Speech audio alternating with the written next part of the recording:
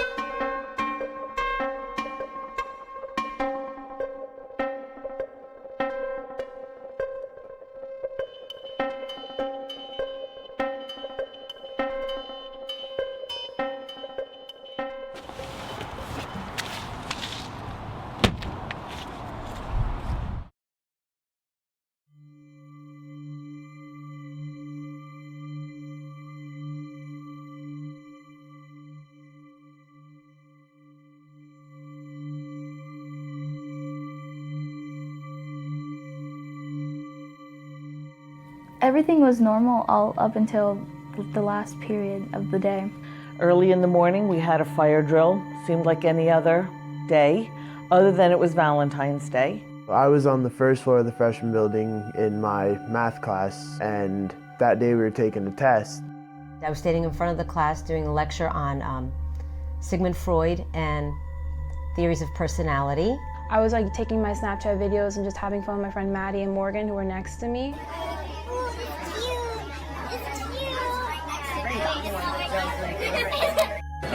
Are they chalky? Like, Yeah. Flower. Maddie, you're trying to flirt with me? Yeah. Really? Which one?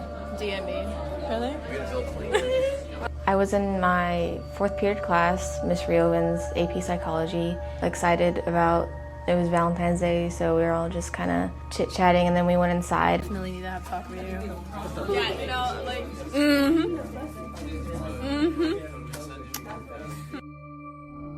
I was teaching history of the Holocaust class. It was the last class of the day. I remember I had my headphones in and just waiting for the next assignment to be announced. I was on the third floor of the freshman building, and we were just writing Valentine's Day cards. Writing a letter to somebody we either really hate or like love. Some people doing their significant other, mom, dad, dogs, stuff like that. I have about 38 kids in there. It's very noisy and animated. Everybody's anxious to get out. It was about 2:20, and I know this because I'm always looking at the clock. Teachers always gauge their class by the time, and we had about 20 minutes left in class. School ends at 2:40.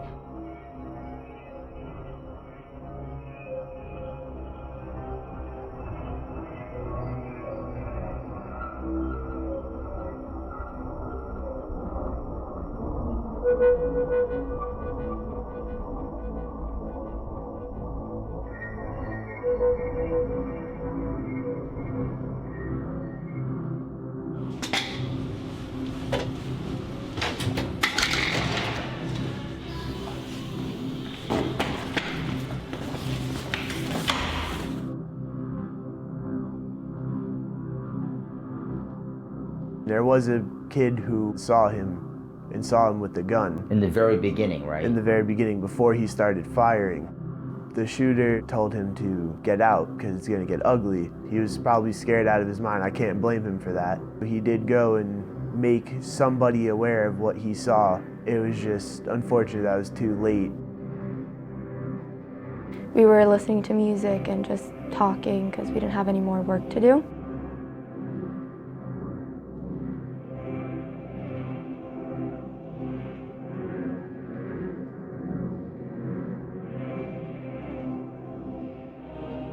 Usually whoever sits at the back of the room usually answers the door. I went to answer the door, so I paused my music. I stood up, and as I was standing up, I heard the gunshots.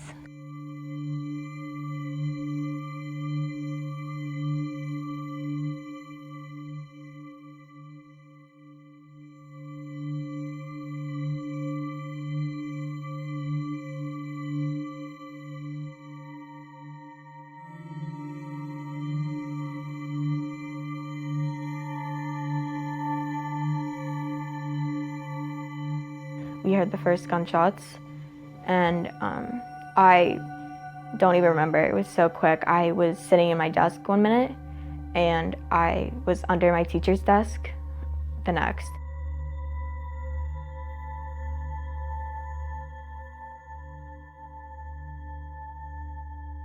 That must have terrorized your class. Yes. At that point, we were all screaming, yelling, "No, lay down, this isn't a drill, this is real."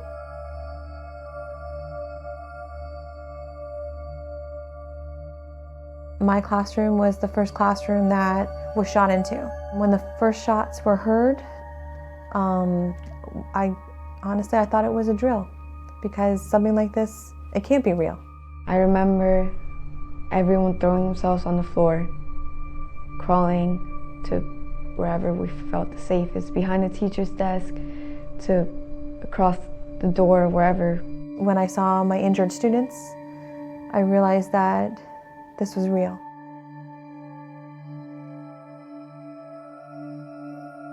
He didn't get the chance to stand up from his seat. He just laid there, just blood going everywhere, and no one really knew what to do. One student got shrapnel on his head. Another student has shrapnel all up and down his arms, and he was sitting next to two of the students that were shot, so he was covered in blood. Students were in all areas of the classroom trying to just hide and protect themselves, because we had no warning. We were given no warning. The gunshots kept on going, and then I heard the glass on my door shatter. And since I was under the desk, I could only see the people in front of me, so I couldn't see my teacher at the time, but I later found out that she was actually standing right by the door, because at the time she thought it was a drill. Everybody in the room kind of thought it was a drill. And then I heard the glass on my door shatter. 911, what's your emergency? Well, what school is it? A shooter. Okay, is anybody injured? Yes, a lot of blood. Please help, please. Martin Stoneman Cumberland High School is being shot up. It's being shot up? Are you at the school? I can't hear you. Are you at the school?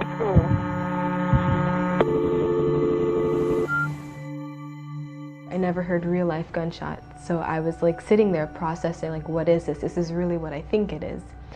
And at that moment, my friend Helena behind me, she pushed my shoulders and she said, "Sam."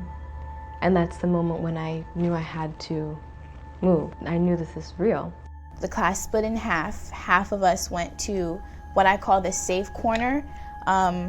It was out of the view of the window, and then the other half of us went to, I call the bad corner, because we were in complete view of the window that was in the door. For me, it was what I saw first. I saw that corner first, and I just ran there. I went straight to the corner right in front of me, which ended up being straight across from the door.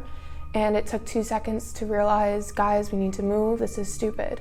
So then I ended up being next to Helena and Nick, and then some other people huddled in the corner. I remember my friend Helena again. She was behind me and she whispered in my ear. She was saying, grab a book, maybe it'll help. And I just reached and grabbed the book and I held it up. It was literally like so tiny, it probably didn't any make a difference, but I held it up. Within seconds of that first shot, the gunman was ambushing my door and shot through the glass. They all went scrambling and we just heard the shots very loud and it came in through the classroom. And he was just aiming anywhere that he found movement. Holy holy shit! Oh my god! Oh my god!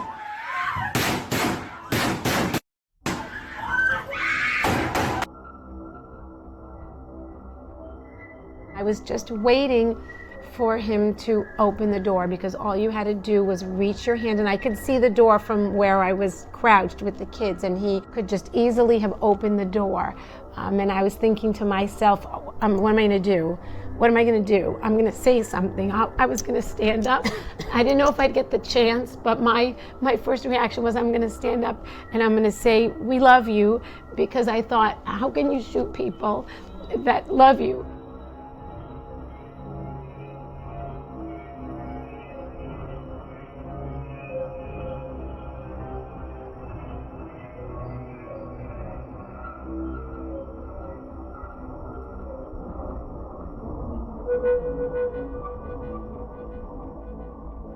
But I was still sitting there. I didn't understand. I was telling myself, okay, it's a senior prank. It's Valentine's Day. Because I saw red on the floor and I was telling myself, oh, it's a paintball gun.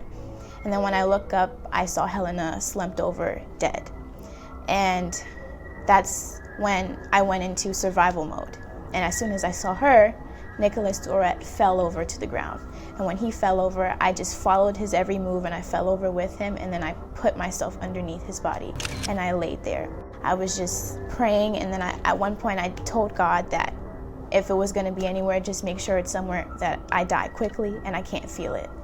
And after laying there for about what felt to be an eternity, but it was more like 20 seconds, he moved on to the next class. Nicholas's body got heavy on me, the weight, so I rolled him off of me and I placed his head on his arm so his head wouldn't be on the cold floor. And I just sat there. I was in shock. But I was still in complete view of the window, and we all thought he was coming back. Can you hear where the shots are coming from? It was in the hallway. They were shooting into my classroom. They're shooting into your classroom? They were. Okay. Do you hear the shots now?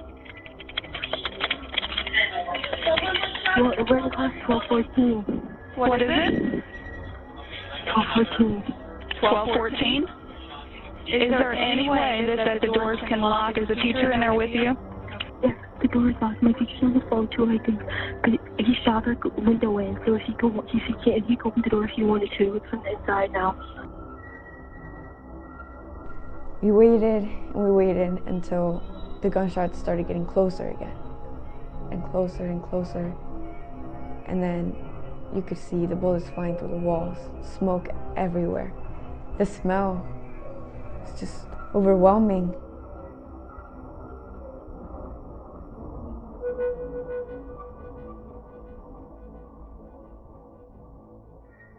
He shot into my classroom twice.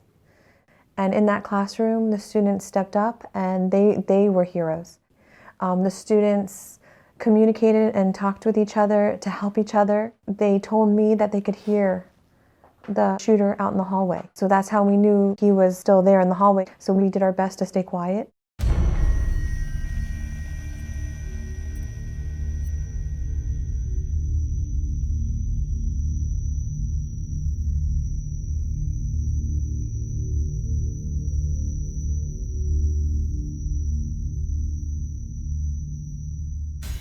I remember standing there for a moment, frozen. I remember they started to scatter and run towards the windows of the classroom, which is on the opposite side of the classroom door. And when I saw them shuffling around trying to get to that direction of the classroom, I said, no, no, not there, go that way, go that way. I was dozing off when the shots started. I woke up with a start and saw everyone rushing to the wrong side of the room. She quickly hurried the kids to the correct side of the room, closest to the wall where we couldn't be seen. I actually called my mom in that period of time before he had shot into our room, but while he was shooting in the hallway. And I don't really remember the whole conversation because my body was in shock, but all I remember saying is, shooter, shooter. And my mom was telling me to breathe and trying to calm me down.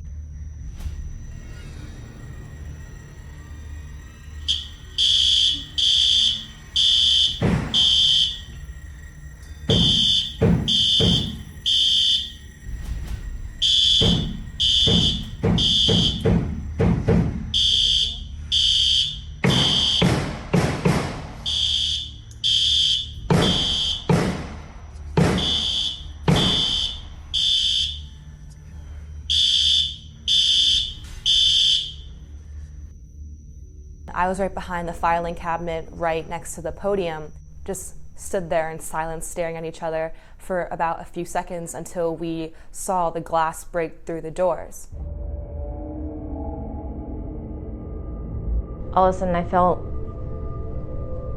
the bullet hit me.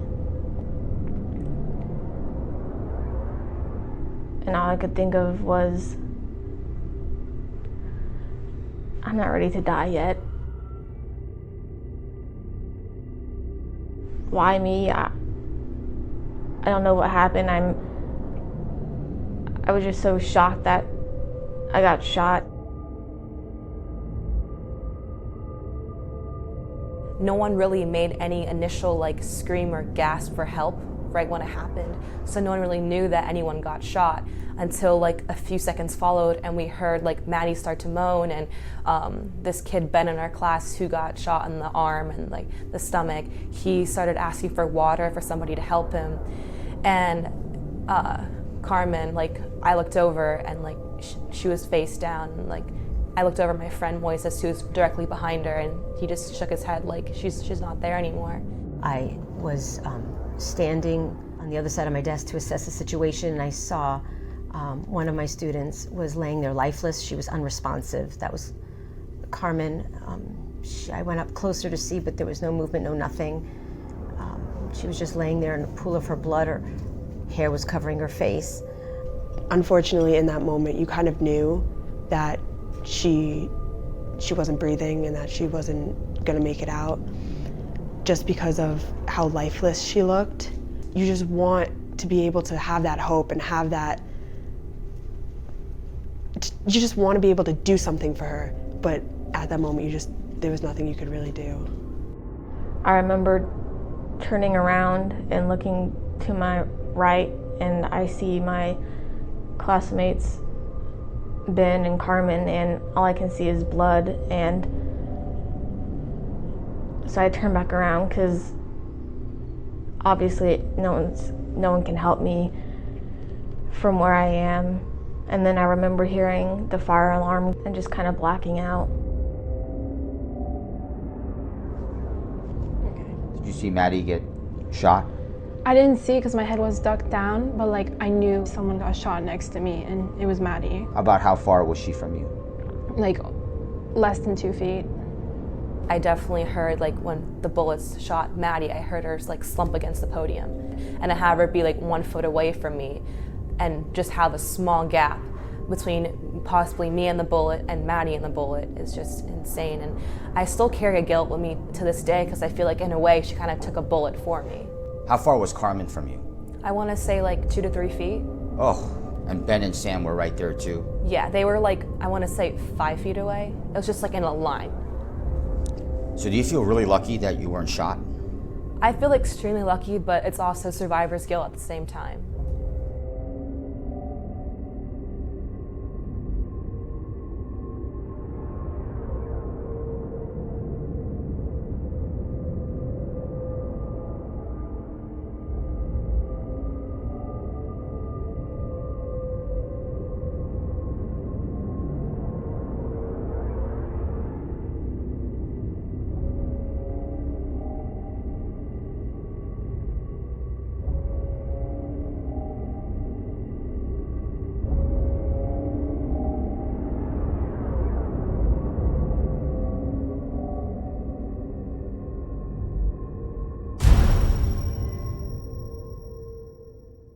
So you're trying to figure out what could this noise possibly be?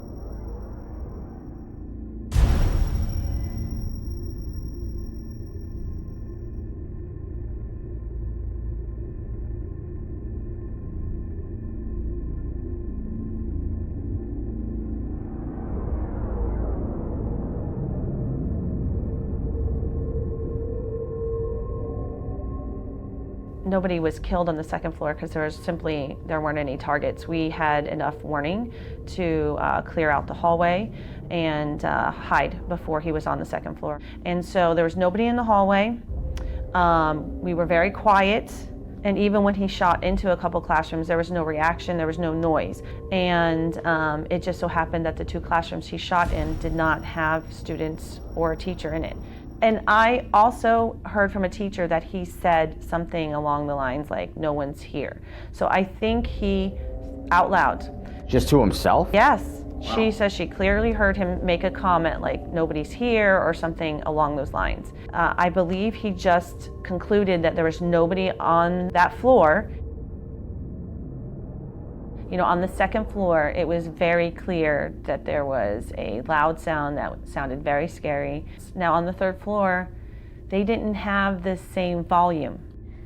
It sounded rapid, and it sounded like someone was kind of like sliding a table across the floor. When we first heard it going off, we were just like, oh, it's a computer cart. 'Cause computer cart it's like a giant metal cart that all the computers would be in. It would go up and down floors, so you would hear like, sometimes like do do do do do. So we heard that, and all of us just looked and went, "Oh, it's a computer cart." That was the only explanation. Bro, what? I know you guys hear it. It sounded like somebody in the bathroom. It's very muffled. Whatever noise, if anybody heard a noise, it was quite muffled and it didn't sound dangerous. And then we just sort of moved on. We were practicing some math problems.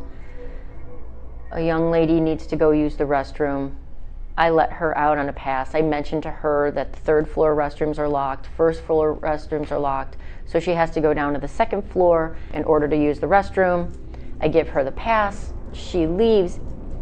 As she leaves, maybe a little bit afterwards, but I'm still at the door, I hear 3 loud, I'll call them pops, 3 loud pops, but I've been in a simulation before. I know what that gunfire sounds like, and so I had honestly thought that it was the beginning of a drill. I was gonna go down to the bathroom. I was on the 3rd floor, and I'm going down the stairs. I didn't know that they were shots that I was hearing.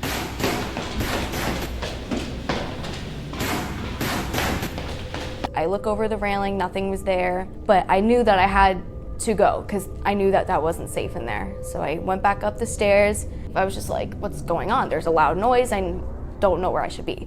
And so I'm knocking on the door, nobody's answering, and I'm like, guys, it's me, it's Leah, like, can you guys open the door? That loud noise wasn't me, and they opened it. So you missed death by probably... A minute, maybe. It's just seconds at that point.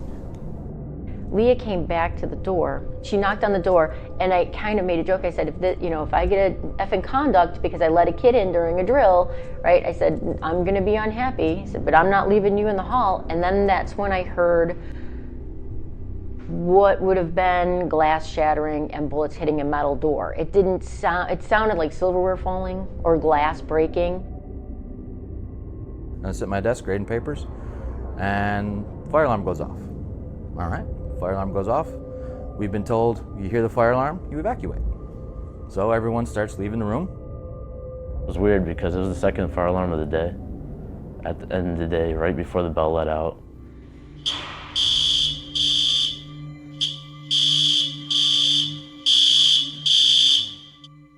And the fire alarm goes off. We are trained to just exit. It's like a rote response. So I grabbed my emergency folder and my phone, like I always do, told everyone where we would meet outside, and everyone started filing out of the class. The hallway was filled with kids. The hallway, when we went out, it was super crowded. You were like this with people because every class was out there. When I get to the stairwell is when I first start hearing shots. We had a meeting earlier, a staff meeting earlier that morning. We'd been warned that we were gonna have a code red drill. I thought, this is a weird time for a code red drill because at the tail end of the day. But I was like, okay, so I just assumed that they were using blanks. So all the kids started coming up in mass, and I decided, I was gonna stay at the end of the hallway and try and herd them back to the room. And I remember going 1 floor down and leaning over the edge of the railing, and I saw a long black case, either a guitar case or what I thought was a gun case at the time. And that's when I kind of knew what was going on. We walked down the hallway towards the staircase when the entire hallway stopped. And it just went silent for a second. And then everyone just started screaming and running back up the stairs. I got everybody out of my class, and I had just shut the door behind me, and it was locked. It's always in a locked position. I just shut it behind me, and I walked about 2 feet from my door, and then all of a sudden I heard screaming and kids coming back towards me. And that's where I feel like time stood still, but then it went by so fast at the same time. And then everybody started to, run and scram. Everybody went separate directions. Me and my friend Joaquin Oliver went downstairs. Before I walked into the second floor, I heard like gunshots, but like really, really close to me. So my first instinct was to walk back up, to the third floor, wherever I could find safety. When I walked into the third floor, from the corner of my eye, like I could still see downstairs, and that's when I saw the shooter walk into the second floor. So you saw the shooter. What did he look like? I know he was wearing Douglas attire, which is a JROTC shirt with khaki pants to blend in, and something black on his face. And why do you think he was dressed like that? To blend in. If it was a Wednesday, that's the day where everybody dresses in JROTC attire. So we all ran back upstairs. People flooded into classrooms, just crowding, pushing. Kids are running and screaming towards me, and I was still confused. Why are they screaming? Then I heard the gunshots, very clear in the stairwell. It was very loud and it was echoing. And then I just turned on my heel, just walked the 2 paces to my door and unlocked my door. I can't tell you how many times I fumble with that key just on a regular day. And the fact that I got that key that's on a chain of maybe 6 or 7 keys, and I got it directly into that lock. Kids started pouring into my room, and I'm just ushering them in. I heard just a teacher from across the hall screaming, "Everybody, slow down," and just screaming. And so I went to the door. I had a student beg me, don't open the door, but I went to the door, and I just started pulling kids in. And for every one kid that I would pull in, they would pull in friends. We went out into the hallway, and I started going down the stairs until everybody started shoving me back towards Mr. Beagle, and I got pushed all the way back to my classroom, and I stood there with Mr. Beagle and told him I'm scared, I don't know what's going on. Then I saw students walk past me, say, this can't be happening, I don't want to die, this can't be happening. And then all of a sudden I see the shooter emerge from the stairwell. And I just remember looking at him and just looking at this figure that is just so menacing. His face was covered. I describe him as wearing a gas mask because that's what it looked like to me at the time. But his face was definitely covered. His head was definitely covered. I didn't see any skin. He was black from head to toe, black vest, black pants. I remember screaming to Scott Beagle, who was right next door to me, doing the same exact thing I was doing at the same time. And I remember yelling at him to shut his door because he didn't have a good visual of the shooter like I did. And I closed my door. I just know I gotta get this door shut. And when I did that, that's when I felt a little ping on my arm. And I didn't really know what it was. At the time I had a jacket on, and so I just felt a little like something, hit my arm. And I got my door shut and I just held it. I stood there for a couple of seconds looking at all the other students run into the classrooms, and then I turned around, Beagle's door was open again, and I ran in. Mr. Beagle held the door open for students to run in. He didn't make it out, but I was the last person to run inside the classroom. So if it wasn't for him having the door open, I probably wouldn't be here right now.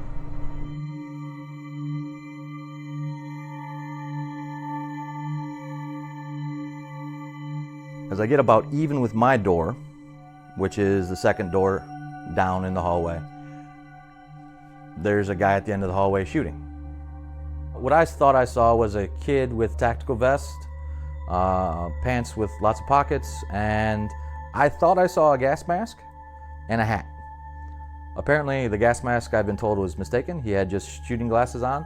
But one of the things I want you to understand is I'm not surprised I was off on that, because he was 20 feet away, 25 feet away when he was the closest to me, and it was smoky in the hallway. When I say it was smoky, I want you to think concert stage smoky. So again, I still think it's a drill. Start walking towards my door, and that's when Joaquin got hit. And he went down, and I said, that in my head, I knew that he's one of my former students. I know him pretty well. The kid's not an actor.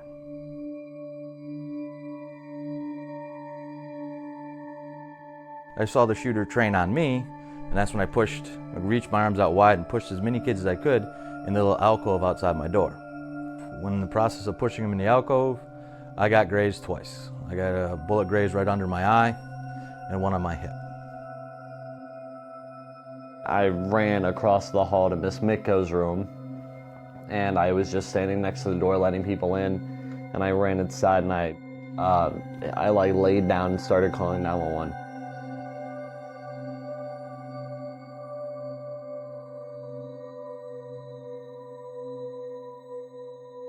The kids were crying, the girls had mascara running down their faces. I just kind of pictured like this bubble around us. I kept visioning this bubble just around, going around and around to keep us safe. They told me that they thanked me for being calm, but I really wasn't. They don't know that, but they said I looked very calm, but inside I was just a wreck. I was texting my husband and my daughter and saying, please call 911. He's here on the 3rd floor. Tell them he's right outside of 1253, my classroom. Tell them to come. The bullets were it was so loud, so much shooting next door into Scott's room and then straight into my classroom through the glass panel. Did you think you were going to die that day? Yeah, to the point where I was actually crouching down, and after a while I kind of gave up hope, and I thought in my head maybe if I fell asleep it wouldn't be painful.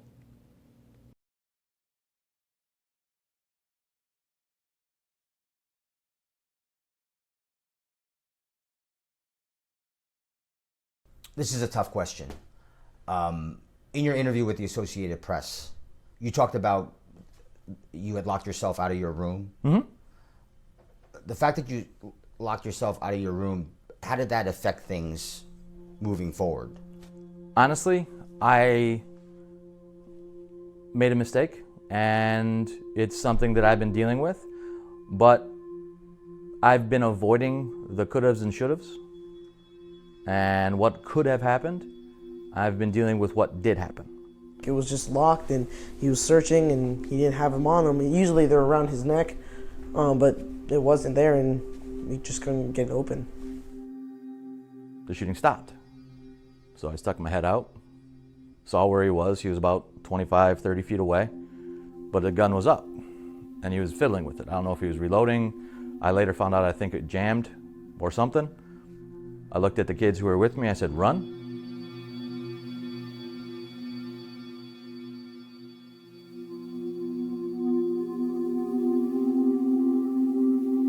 He started going rampage on everyone. Just started pow, pow, just rounds just going by, just shots going off everywhere.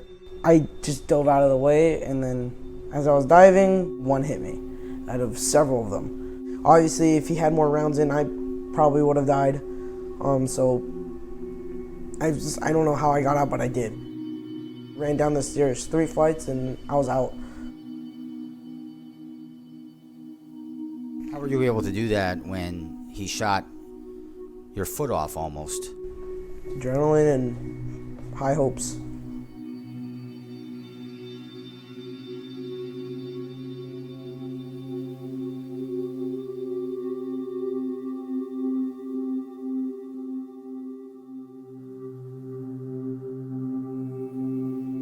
He had been shot on the 3rd floor and was running down the stairs and ran out into the parking lot. When I saw him, he was obviously upset and screaming and crying and saying he had been shot. When I came across him, he had a massive gunshot wound to his, I believe it's his right leg. So I grabbed him, told him he'd be okay. We proceeded then back out towards the baseball field, which was out and around the football field to a clubhouse area where we were. And then we ran across the football field to the baseball locker room. And we went in there and I got bandaged up. What exactly did you tell the officer? He asked me, do you know where he is, what he's using? I'm like, yeah, what is he wearing? I'm like, he's wearing black jacket, tactical vest on, and then he's on the 3rd floor. And they're like, all right, that's good, thank you. We spoke with the doctors afterwards. I mean, the doctors don't know how he ran because basically when the round severed the the tendon or ligament, whatever it was, that allows the foot to go up and down. For all intents and purposes, he shouldn't have been able to lift his foot up and down. But obviously on pure adrenaline and fight to, survive and wanting to survive, he went down, all 3 flights of stairs and ran out into the parking lot.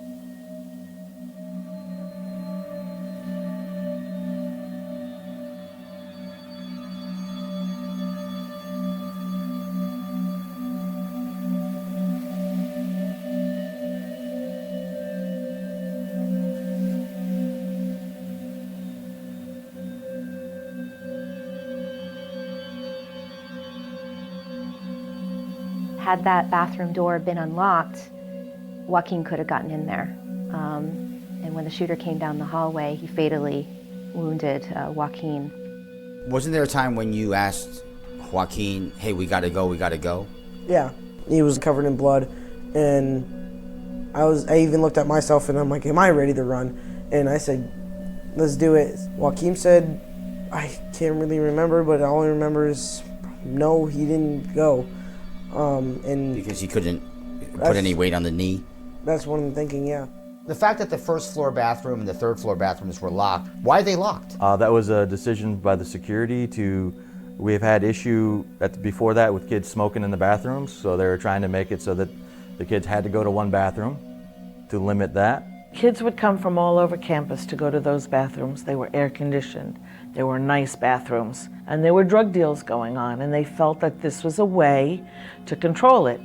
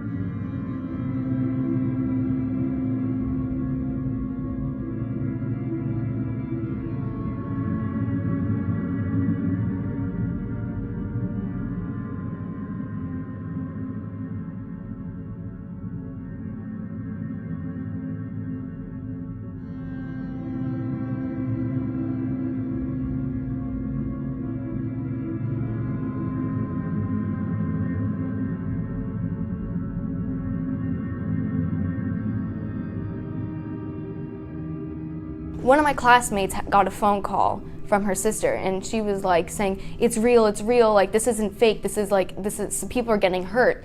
And I was like, she must be like misinformed, like she must be scared or something. Another classmate looked on the news and it was real.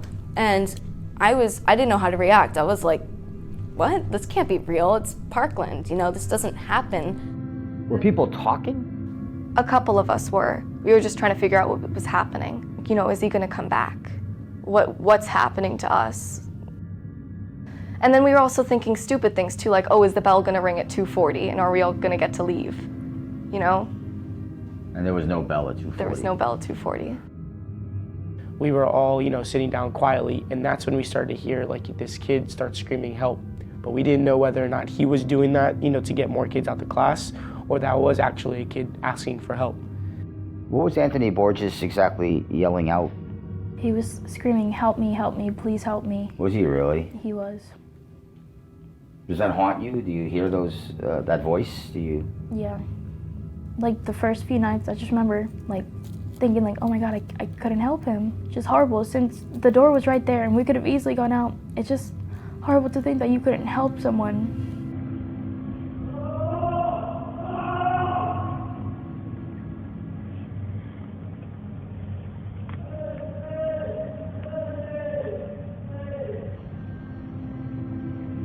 We heard someone calling for help, and I would look at them and I would just shake my head and I would tell them no. no, no. My students and I were all looking at each other like, what do we do? But it could have been the shooter trying to lure us out. You open up your door and you open up the possibility of getting all your students and yourself killed.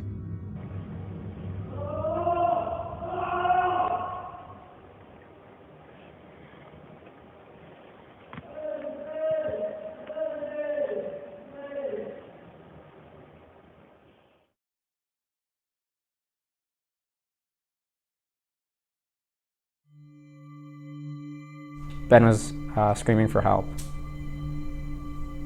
and Miss Rioven was able to rush over to him and help bandage some of his wounds, and we were able to quiet him down because we didn't know where the shooter was. He asked for water.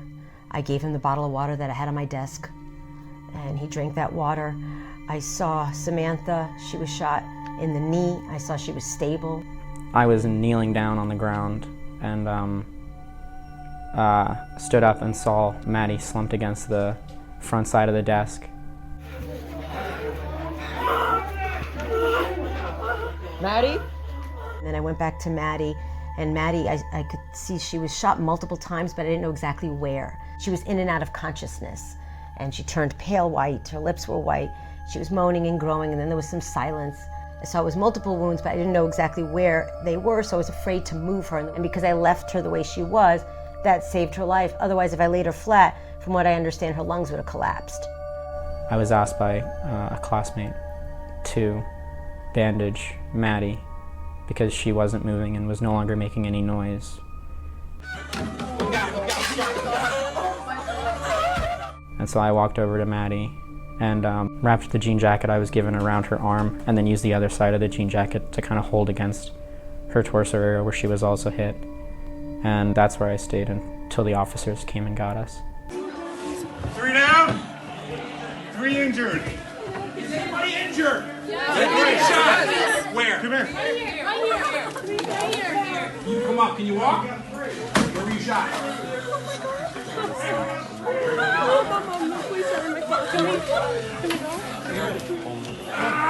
I need help. I need help. Somebody help me. We got.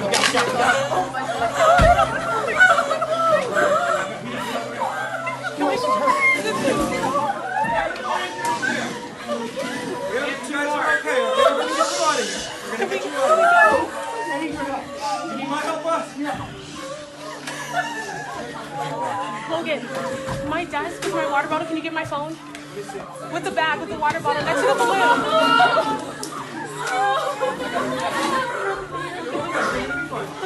Yes.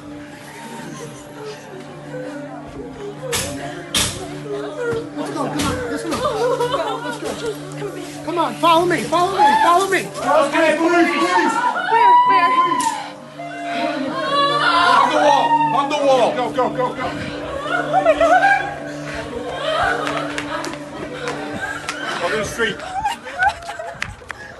All right, come on.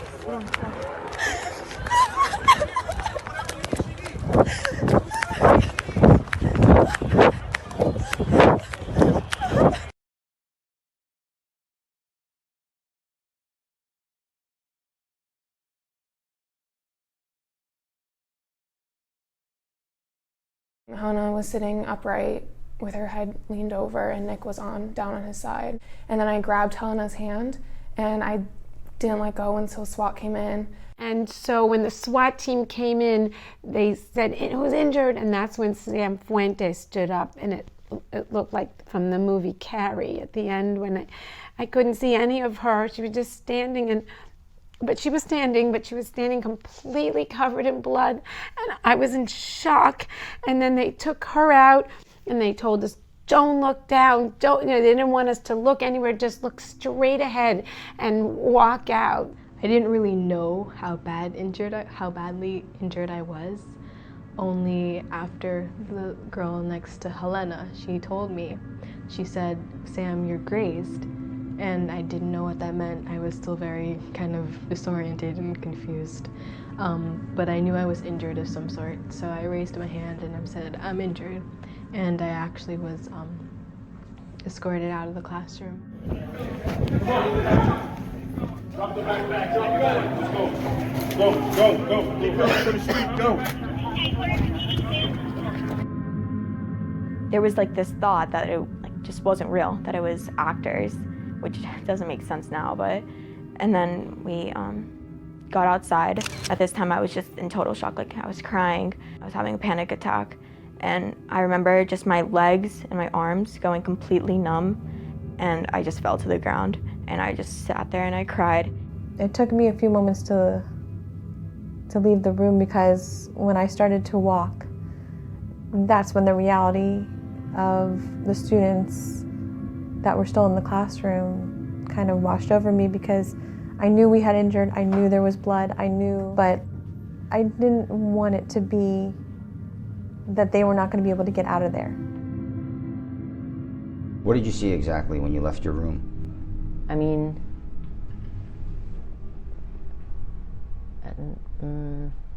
it was pretty bad. The first thing that I recognized was a path of blood, like someone had been dragged in front of my doorway. And when I looked up, Scott Beagle was in his little alcove. His door was open. And I remember standing up, and the first thing I saw was Mr. Beagle on the floor, because he was next door to Miss Lapel's class. And I remember just breaking down, like I just couldn't breathe. But they made me stand up and leave anyway. After they let us out, we had to like walk behind each other in a line and hold each other's shoulders like this. And when I was walking, I looked down and I saw two bodies of two girls on top of each other. And I looked down and I immediately looked away, because I knew if I looked at it any more, I would like get super traumatized, or if it was somebody I knew, I couldn't take it. Police were telling us not to look and to look away, but I mean, how could you not look at something so terrible? Like, how could you divert your eyes from your friends who are laying on the floor next to you, like as you're slipping in their own blood? Like, I could never forget that. I saw someone in white pants. And I remember a kid in my class, Joaquin, was wearing white pants that day and a pink shirt. And everyone just knew it was him. And that's when everyone that was in the line, when we had our hands up walking down the hallway, we all started crying even more than we already were. What I saw was people holding each other outside, teachers sitting down on the grass just stunned with tears coming down their eyes. And then some of us, like me, I was just walking around like a zombie. And I just remember us looking at each other like, what just happened?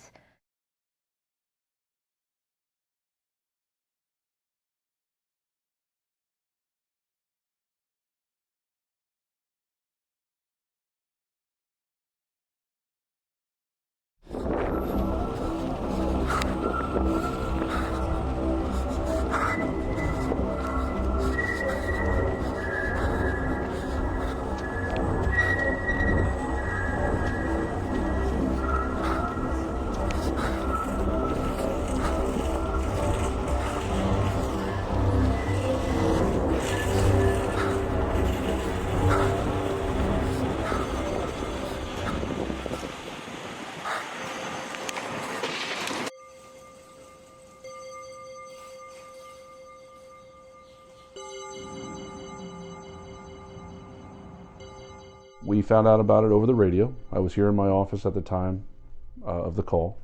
Found out over the police radio that there had been a shooting, active shooter at Marjory Stoneman Douglas. That is not in our city. We're in the city of Coconut Creek, but it is a neighboring city, Parkland. I was listening to the radio on the way there, hearing some updates, what they were discovering, and it sounded as if he had fled the school. There's a lot of work to be done inside the school still, because we don't know if that information is accurate, but we also have to address the fact that he may be away from the school at the time too.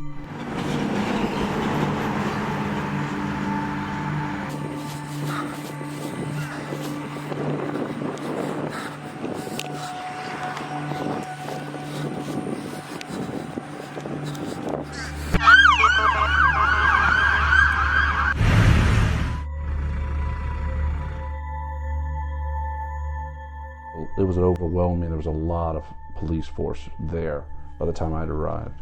My mind started wondering, if he has left the school, me running towards the school, is that the best thing?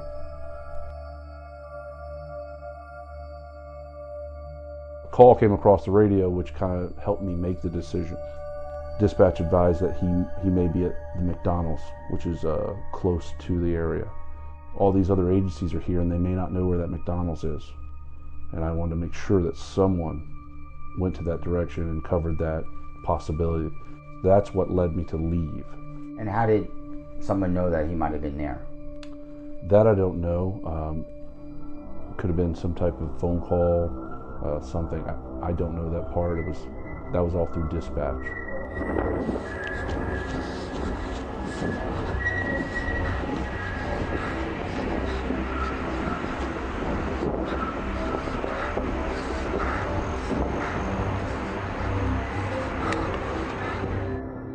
Now you got the description of the shooter, correct? That's the only thing I had. They had given that over the radio as well. They gave us a description of what he was wearing, and they gave us his name. When you saw the killer, did you know right away it was him? No. All I knew at that point is I had a high school-looking individual, a teenager, wearing the clothing description that was given. Did you have a gut feeling it was him? I kind of did. What was he doing exactly when you saw him? He was walking. His back was to me. He was walking in an eastbound direction on the sidewalk. You would think a guy on the run like that, would he really be walking alone like that out in the clear? What did you sense from him? That he wanted to get away, or he knew he was going to get caught and he just surrendered? He seemed like he was focused. He had a focus forward. I'm not really sure what he was thinking. I don't know if he was planning an escape. I don't know what was on his mind, but he appeared to be focused. His head was straight ahead and just walking with, it seemed with a purpose. The area where I found him is a quiet residential roadway. I immediately stopped my vehicle. He continued to walk. He did not see me or hear me because I was behind him. And drew my weapon as I stepped out of the vehicle. And when I slammed the door, he looked over his shoulder because he heard the door close. And at that point, I was already drawn down on him, had my weapon pointed at him, and started giving him verbal commands. And he complied with everything right away? Yes, he did.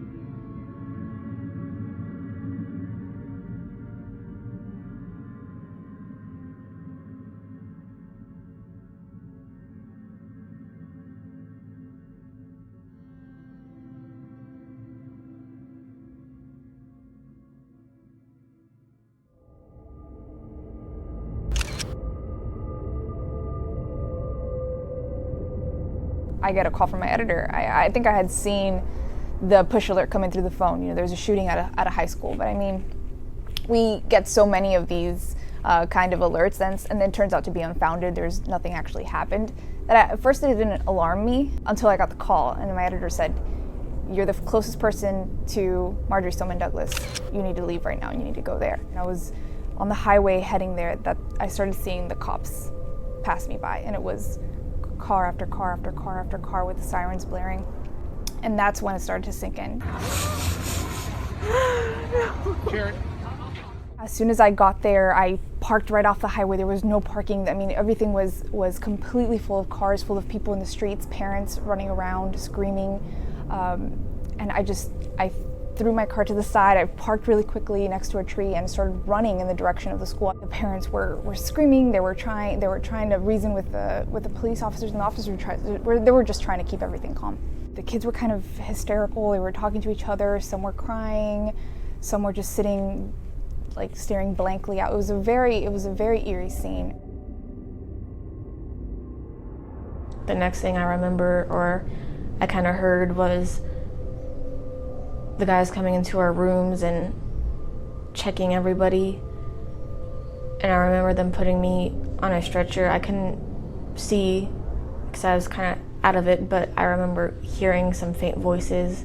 Actually, when the officers took the injured out of the classroom, they only took Sam and Ben and left Carmen and Maddie because they thought that they were both deceased. And they returned to the classroom 2 or 3 more times to find that Maddie was actually breathing. And that's when they took her out of the classroom and started bringing her to the ambulance and started working on her. Blacked out again until the paramedics woke me up in the ambulance. This BSO SWAT officer had already put a chest seal on Maddie's entrance wound, which looked like the size of a dollar bill. It was a big size, and her elbow was also shattered. That's when I told the guys I need a baseline set of vital signs. Usually when a person is in a deep state of shock, the blood is shunted away from the periphery and into your core organs.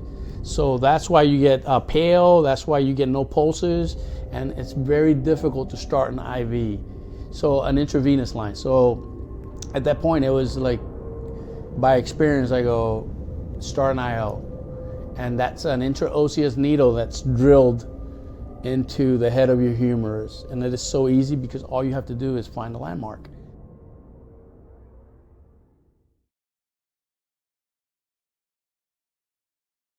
Tell us how you found out.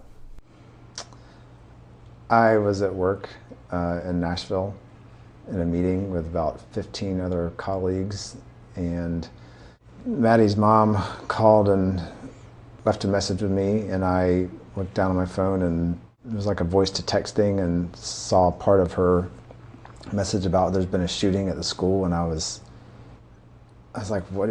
I didn't even like register in my mind. Like, I was like, what is this? So I got up and listened to her voicemail, and she's like screaming, there's been a shooting at the school, and like, I haven't heard from Madalyn.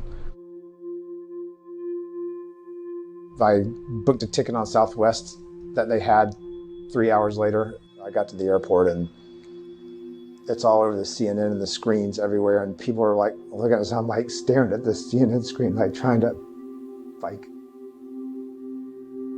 see if I could see her. You know, like, is she in the crowd somewhere? Where? And haven't heard. And when I got to the gate and was about to get on the plane, Missy called me and said that she was at the hospital with her and that she had been shot. Then I remember being wheeled into the hospital into a trauma room. And then I blacked out. And then I remember getting a CT scan.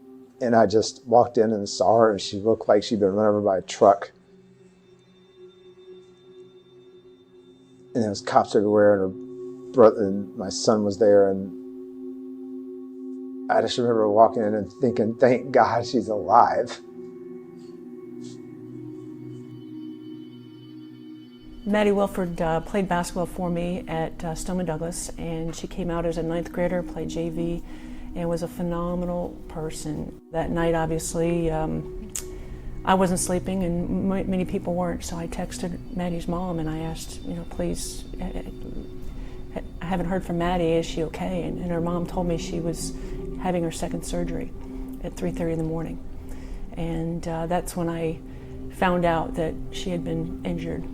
I instinctively took a picture that I had on my phone and I posted it asking for prayers on my Facebook page and on South Florida Girls Basketball website, and the outreach was completely unexpected and something that I still am in awe of, the fact that it was shared 250,000 times around the world.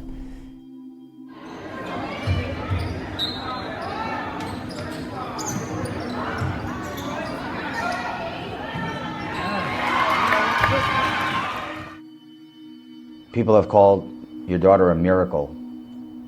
How does that make you feel? Yeah, she is a miracle. Do you consider yourself a miracle that you're living? Yeah. Yeah.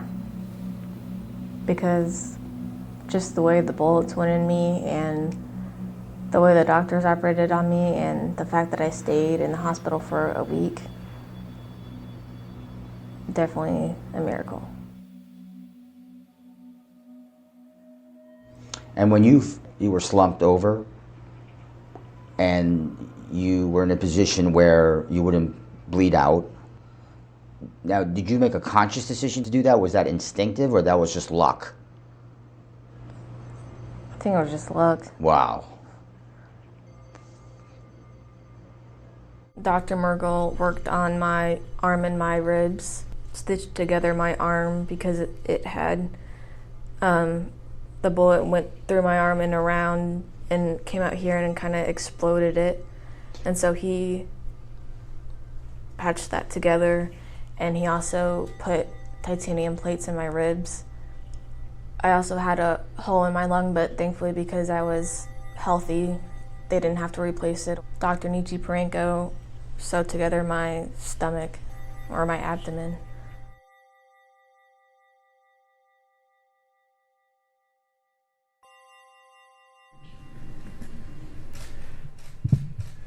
I'm Madalyn Wolford.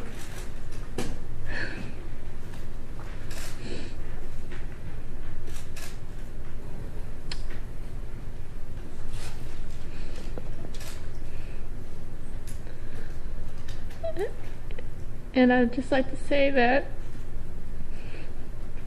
I'm so grateful to be here, and it wouldn't be possible without those officers and first responders and these amazing doctors, and especially all the love that everyone has sent. And I was sitting on my couch today just thinking about all the letters and gifts everyone has given, and just like all the love that's been passed around. I definitely wouldn't be here without it, and I just want to send my appreciation love out to all of you. And that, like my mom said, it's times like these when I know that we need to stick together, and I've seen a lot of like positive posts about what's been going on at the school, and I just love the fact that we're sticking together at this, and I'm just glad that I'm making a full recovery and everything's been going so smoothly. So that's all I have to say.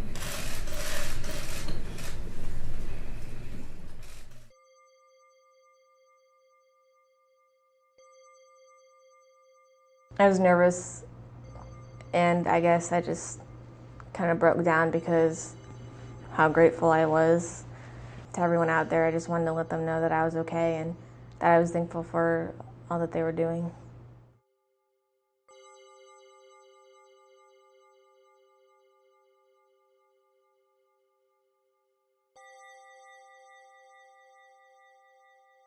What has this whole experience with Maddie meant to you? Well, as a result of how God saved Maddie, the whole result has been that it's made me a better person, and it's made me want to help others even more for the glory of God. So that bullet that hit her, you really think would have hit you? Yeah. And she was basically like my shield. Wow, so Maddie Wilford literally took a bullet for you? Yeah.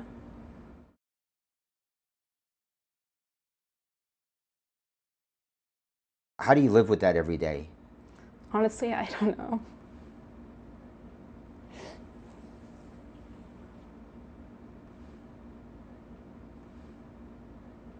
I'm just grateful that she's alive. And that she's like a miracle, and she's like brand new. You wouldn't even notice that she was like shot or even like in that kind of condition. She said that I took the bullets for her, and if I wasn't in front of her, that she would have gotten them. And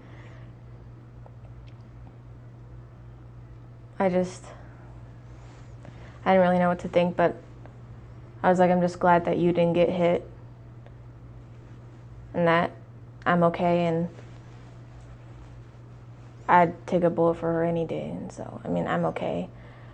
So she didn't have to feel guilty about that I was in front of her. Maddie wrote in my yearbook, girl, I love you so much. I'm so blessed that I got to know you this year and we became close. You're amazing and strong, and I know you'll get through this. I loved walking into class and be lifted up when I heard your laugh. It's not your fault, and never think or feel guilty that I got shot instead of you. I love you so much, and I would rather get hit than see you struggle more. I cherish all the memories we created, and I'm happy I'm here today to create more.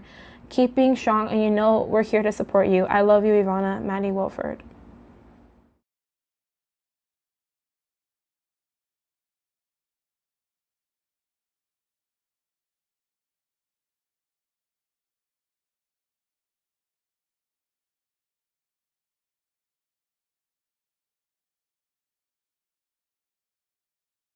I heard on the news that there was a shooting at a Florida high school. And of course I thought first thing was, could this be at Scott's high school?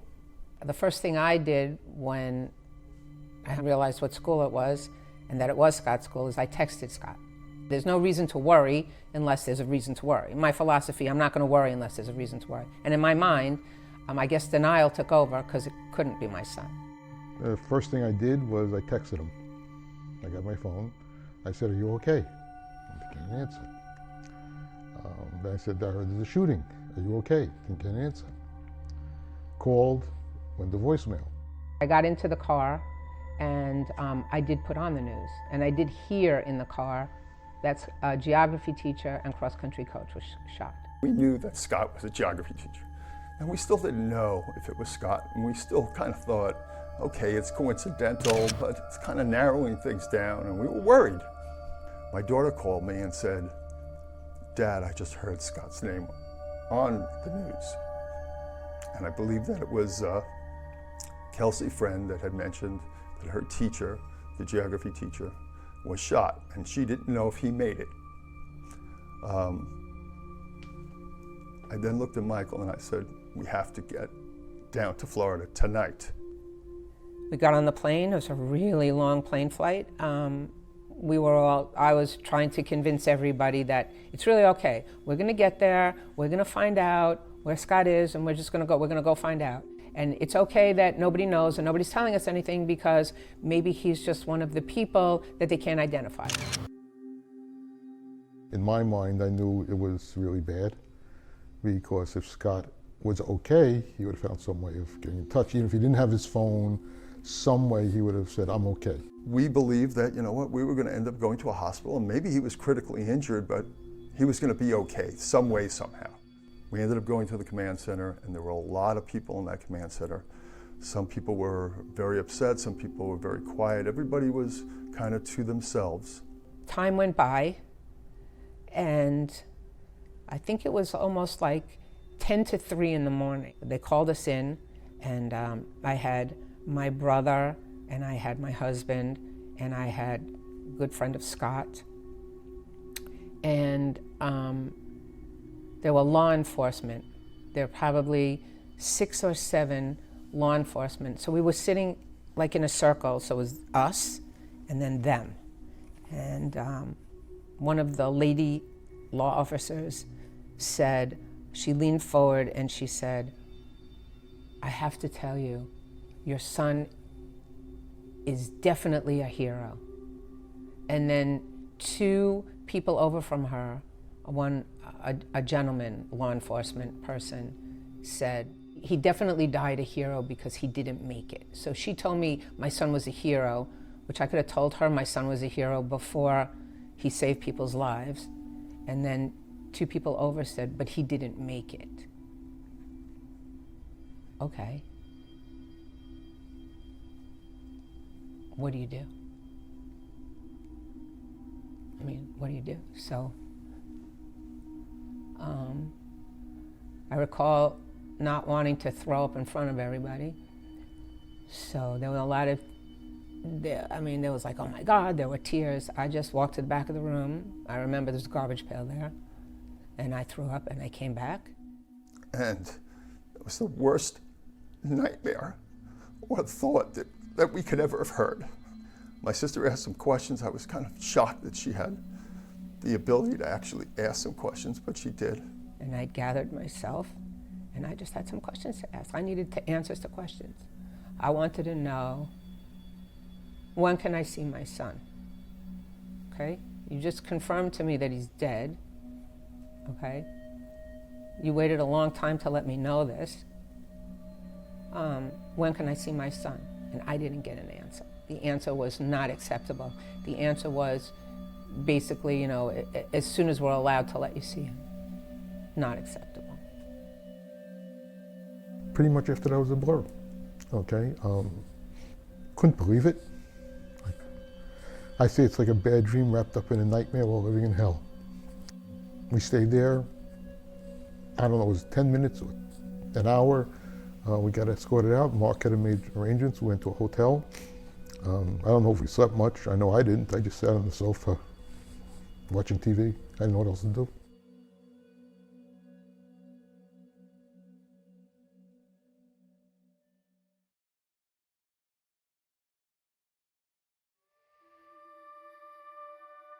Carmen's such a beautiful, brilliant, introspective, lovely young lady. Insightful. And she received the National Merit Scholarship. The day after? A day after. Her murder? Yeah. We loved Sherlock. That was like our, Sherlock and Doctor Who and Supernatural were like our in common shows. She always had the perfect winged eyeliner. Like my friend on graduation did winged eyeliner and red lips in honor of Carmen because that was like her look every day. She would always, at the end of class when the kids were dismissed, kids were, you know, shuffling out of the classroom and, bye Miss Rioven, have a good day Miss Rioven. She'd always stop at my desk and, you know, say something about the lesson we just learned or, you know, what she's going to be doing the next day. Carmen was that girl in the class who everyone knew was super bright, but we didn't really talk that much.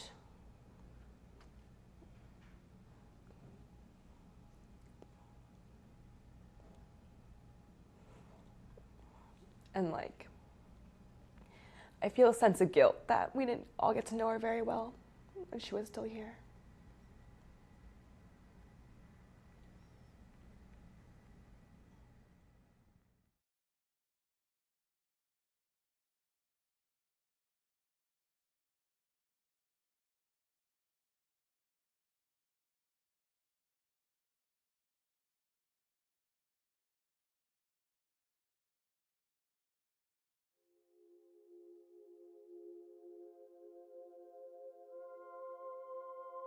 She was the first one to make friends with anyone that she encountered in her life.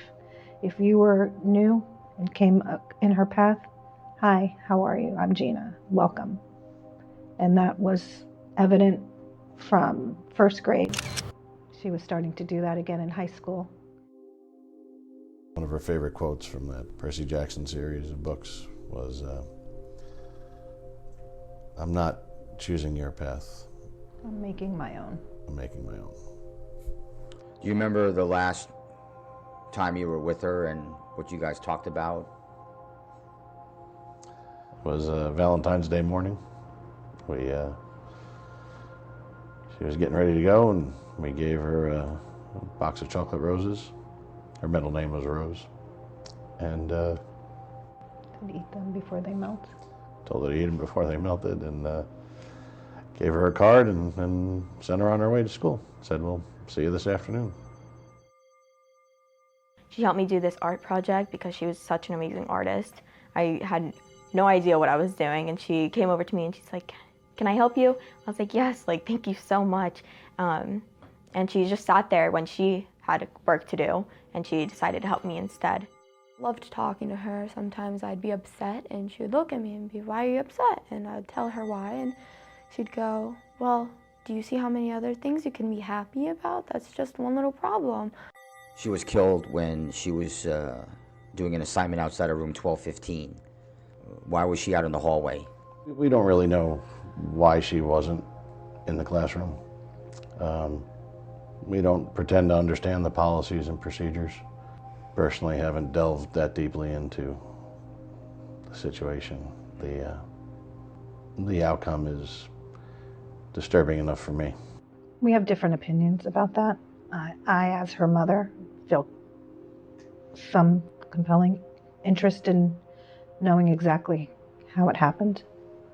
And when that time comes and is revealed, whether in court or other means, I'll be ready to deal with that, hopefully.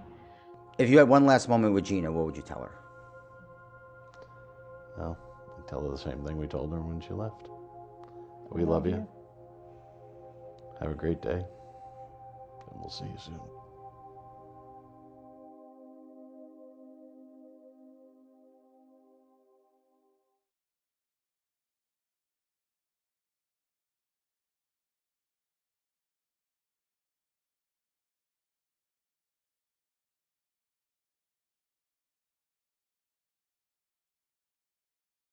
Alyssa was beautiful.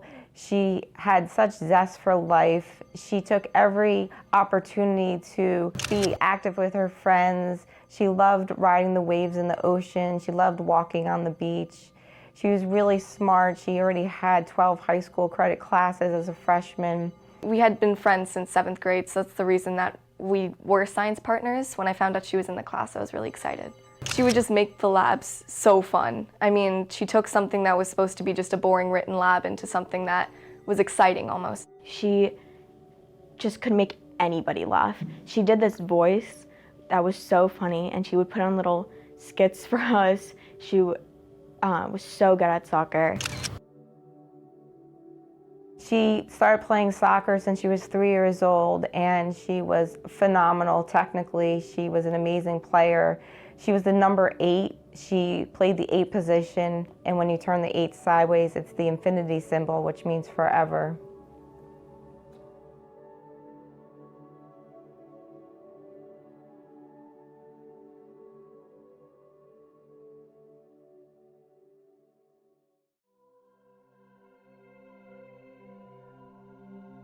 They used to call her Princess because she was perfect, like, as a person. Like, there was no flaws about her. She has a lot of, like, excitement and, like, spirit in her. And she wrote really well in creative writing. Like, I always loved to read her articles and things that she would write in class.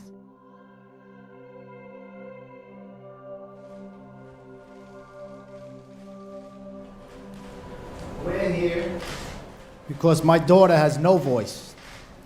She was murdered last week, and she was taken from us. Shot 9 times on the 3rd floor.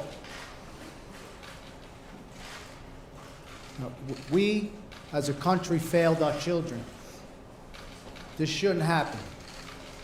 We go to the airport. I can't get on a plane with a bottled water, but we leave it.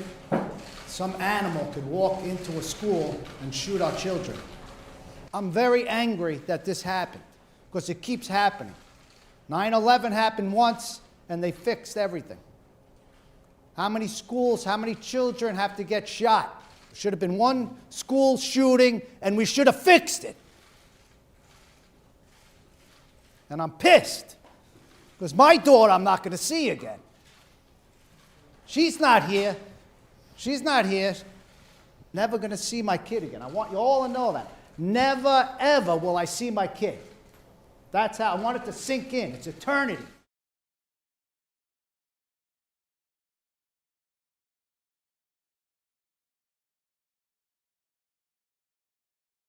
It's been 19 years since Columbine and nothing's been done. After 9/11, we hardened the cockpits and we hardened the airports. We created the TSA. After the Oklahoma City bombing, we created another agency to develop standards so we could harden federal buildings. We need to harden our schools just like we hardened our airports and our federal buildings. That is the way we can make our schools safe so that teachers can teach and children can learn without the fear of dying in their classrooms.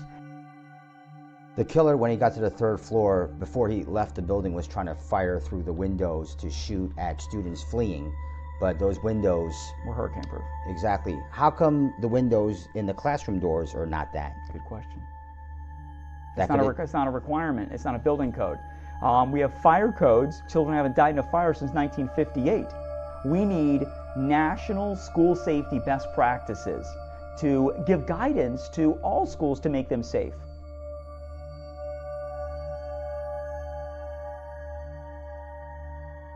I mean, Alex was just a wonderful little boy. He loved to play basketball, and he was in the marching band, and he was the little boy that wrote the poem "Life is Like a Roller Coaster" several weeks before he passed away. We did band together for 3 years. He loved what he did. He loved playing the trombone, was always happy, and he always tried to do his best. He was someone that I knew I could count on to be a great team player when we did team assignments and group assignments. Just a very sweet, gentle soul. One of the highlights of his high school career is when they won the national championship, the Stoneman Douglas Marching Band, the Eagle Regiment, and that was amazing. You know, Alex has been through a lot of heartache. You know, when he was 4 years old, his mom passed away suddenly, and it was then just Ryan, Alex, and I. Several years later, I met a wonderful woman whose husband had passed away. We fell in love, and you know, we decided to move to Parkland because you know, we thought they had the safest schools and the best neighborhood, and we thought we would have a good life. Do you remember your last moment with Alex? What that was? Yeah, it was, you know, kissing him goodnight and telling him that I loved him. The night before? Yeah. If you had one last moment with him, what would you tell him? That he was the best boy.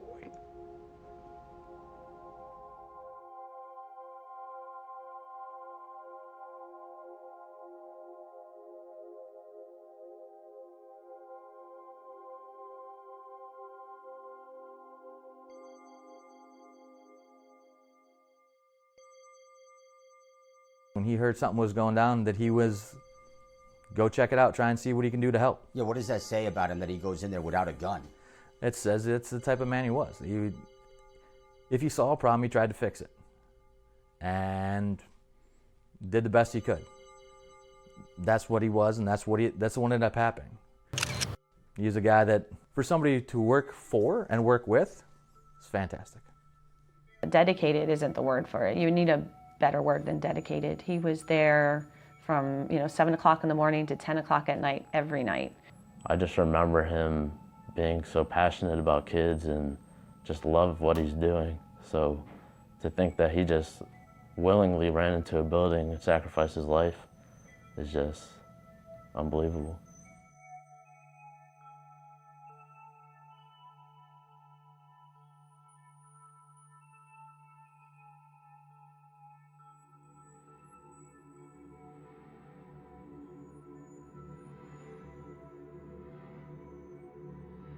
But what I saw was a deputy arrive at the west side of Building 12, take up a position, and he never went in. Devastated, sick to my stomach. There are no words. I mean, these families lost their children. We lost coaches. The school resource officer who did not go inside, a lot has been made about that. What's your take on him? Although I said, like, you don't know how you would react, I believe he had an oath. He was trained. He should have been trained to react in a better way. Do you believe his story that he thought the shots were coming from outside? No. I don't see how that could even be a possibility. It just, there's no one outside, no one running outside at that moment. For as long as he was out there, he should have known by now that the shooter was in the building. 26, so we also heard it over by inside the 1200 building. We're locking down the school right now. Do not approach the 12 or 1300 buildings. Stay at least 500 feet away at this point. Stay away from 12 and 1300 buildings. I do think if he would have came in, a lot of lives would have been saved because he was the only person on campus with another firearm. Complete failure, complete coward. Your sole job is to engage the threat. And you froze. He said he thought the shots were coming from outside. You could clearly hear his voice on the tape that says inside 1200. And then he goes as far as telling people to stay away. Right. What do you think about all that? It's heartbreaking. It's heartbreaking. Don't you carry the emblem to serve and protect? Isn't that part of their mantra? The school resource officer, how often do you think about it had he ran inside? Perhaps the third floor could have been spared. I couldn't have lived with my son, okay, being such a coward. I would have liked him to be alive, but he couldn't have lived with himself being a coward. Peterson has to live with himself.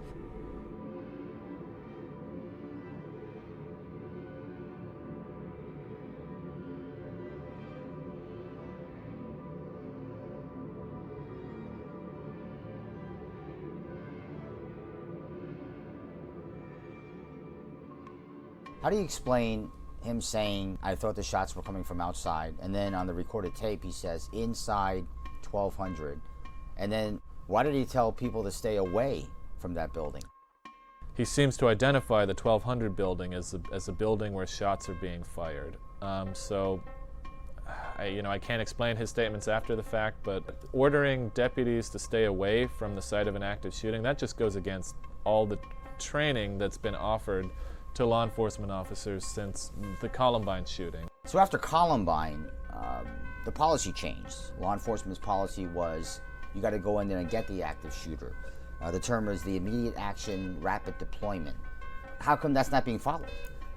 That's a great question, but certainly the best practice now is, an officer who shows up and encounters an active shooter, with a rifle or a handgun, does not have time to wait for specialized personnel like SWAT to show up. They have to go in, confront the shooter, and try and start providing first aid as soon as possible. How would you assess the police response for the Parkland tragedy? Well, the response certainly seems to have been troubled all the way from the individual school resource officer, Scott Peterson, who first responded, all the way up to the command level of radios failing and communications breaking down. So it was not, I think, how any, police agency would want to respond. I mean, it's important to know these are extremely chaotic situations, and everything that can go wrong does tend to go wrong, but I don't think anyone was satisfied with the way that BSO, in particular the Broward Sheriff's Office, responded. So a lot of questions have been raised about how well prepared the police were. When did police first go into the building? They went in 11 minutes after the shooting began. So roughly 4 to 5 minutes after the shooter had left. After the shooter had stopped shooting and left, that's correct. When did SWAT arrive? That's a great question, and that's not something we've been able to establish exactly. The timeline on when SWAT arrived is hazy, and it's really important because the specially trained teams of medics, the rescue task force that partners with police officers, was not allowed to go into the building and start providing first aid. The Coral Springs fire chief in charge of the rescue task forces was outraged by that decision and wrote in his report that he begged the captain to let him send in the rescue task force teams.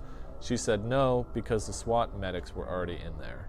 So it's important, really important for us to establish when the SWAT medics got in there, because if they got there after the Coral Springs medics were available to go in, that again seems like time that could have been used to provide treatment. Now we all know every second counts. You can bleed out in 2 minutes. Do you think had they gotten in there right away, more lives could have been saved? Without seeing the autopsy reports, that's impossible to say definitively, and certainly lives were saved. But I do know that the parents certainly feel that first aid could have been performed sooner, and that if the officers had made it into the building sooner, especially Deputy Peterson, that the killer would not have been able to make it to the third floor.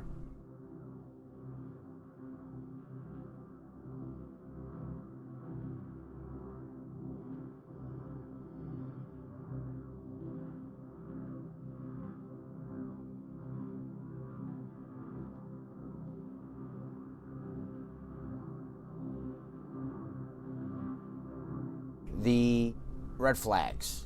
The FBI apologized for their carelessness. Broward County Sheriff's Office, once again, a big target on that. How in the world did they miss it? That's a great question, and that's something that the parents, I think, and the children and the victims are asking themselves every day. I mean, not only was it reported to the FBI, Not only was his behavior reported to BSO, it was also brought to the attention of the school that he was abusive to a woman, that he hurt animals, got into fights, that he used racial slurs and Nazi propaganda. Because he pretty much put himself on a milk carton saying, I'm going to do this. He did. I mean, he commented on YouTube videos. I mean, now it is difficult, you know, how do you know when someone is going to move from threat to action? But clearly, I mean, there should have been some kind of risk assessment done with him. Someone should have sat down and said, we're watching you, you know, we're concerned about you. Of course, they couldn't have taken away his guns at the time because there was no firearm restraining order that was passed after the fact.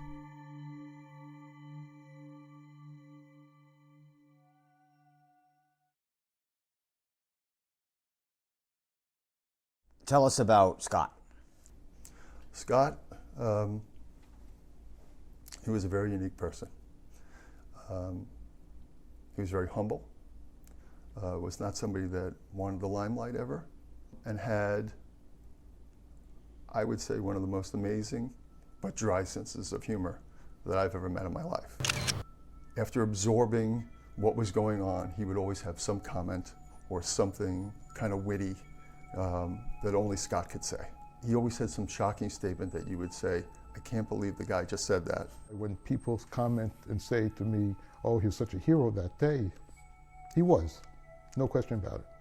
But he was a hero on the 13th and the 12th and the 11th because his whole being was to have an impact on kids. If you saw a little kid in a grocery store, you know, really, you know, walking down the aisle with his mom, really upset, Scott would bend down and go, is it really that bad today?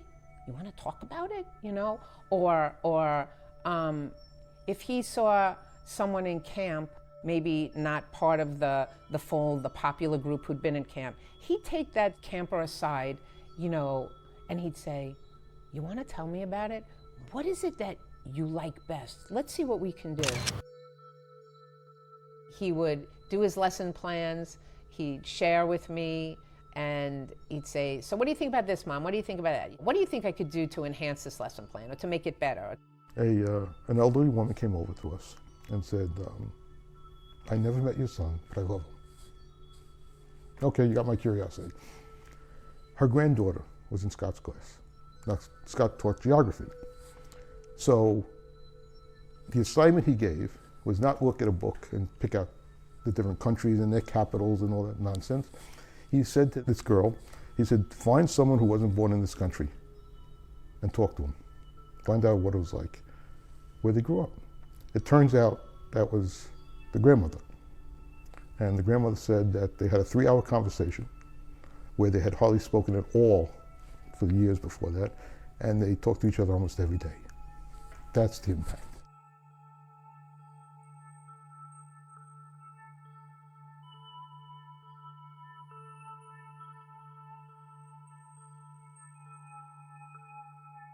The funeral, your reaction to how so many people were there. It's funny. I remember the rabbi saying to me, you know, when we went down, you know, that awful day, you know, you go down, you talk to the rabbi, something. I remember the rabbi saying to me, how many people do you think we're going to have? And I said, I don't know, Rabbi, maybe 100 people. And he looked at me and he said, really, Linda? I said, Rabbi Greg, I don't know, 100 people. And I was shocked. Not shocked once I understood how Scott reached people and how people, you know, responded to him. But I just never thought that I was going to have a funeral with 1,000 people. And I had to stream it live. I had 500,000 people stream live Scott's funeral. Tried to make a joke at the funeral, where if he was looking down at the funeral, he would think, what are all those people here for? And someone would tell him, oh, it's for your funeral. He said, no, they're all here for the food, because that's the type of sense of humor he had. If Scott came back and I had a moment with him, I would say to him, I hope that at this moment you can honestly open your eyes and realize how important you were to so many people. I love you. I love being your mom through the good times and the bad times. You need to look in the mirror and you need to see how special you really are.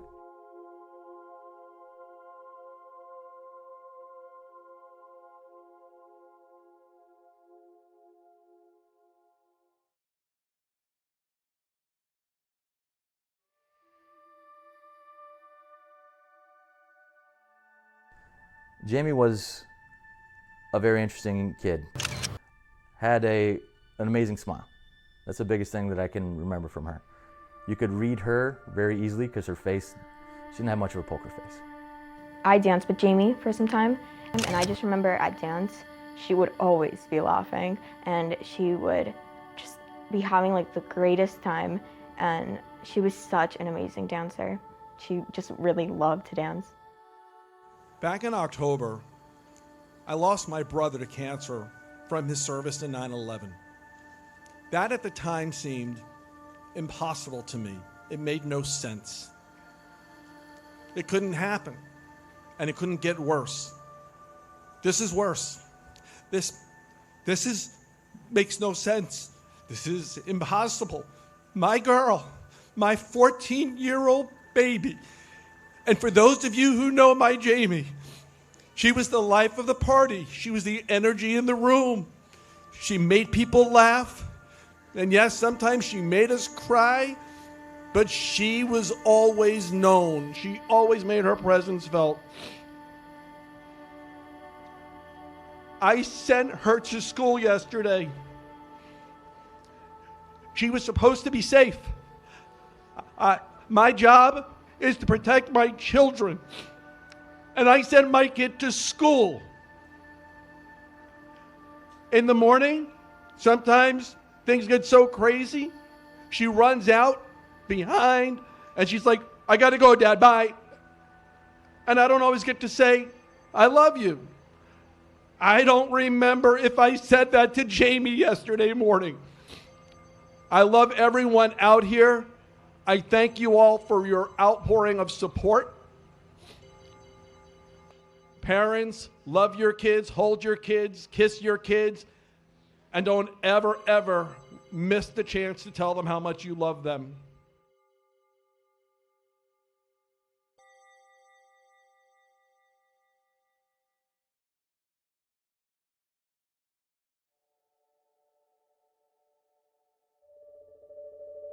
Alaina was very beautiful and graceful in everything that she did.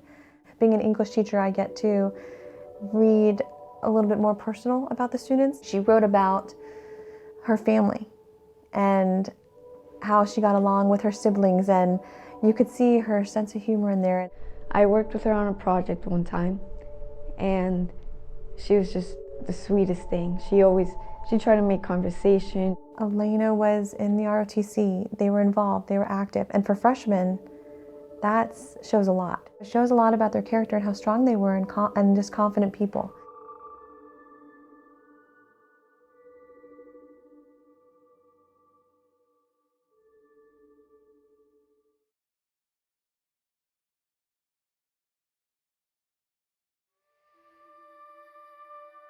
He had a heart of gold, and he was so proud because he worked very hard towards his swimming goals. And he was just a very bright spot of the day. He just really was a bright kid and very interested in learning about the Holocaust, and very proud that he had reached that goal where he signed with Indiana. Nick was one of the class clowns. He was always making jokes. He was so funny, and I knew he aspired to be something big one day.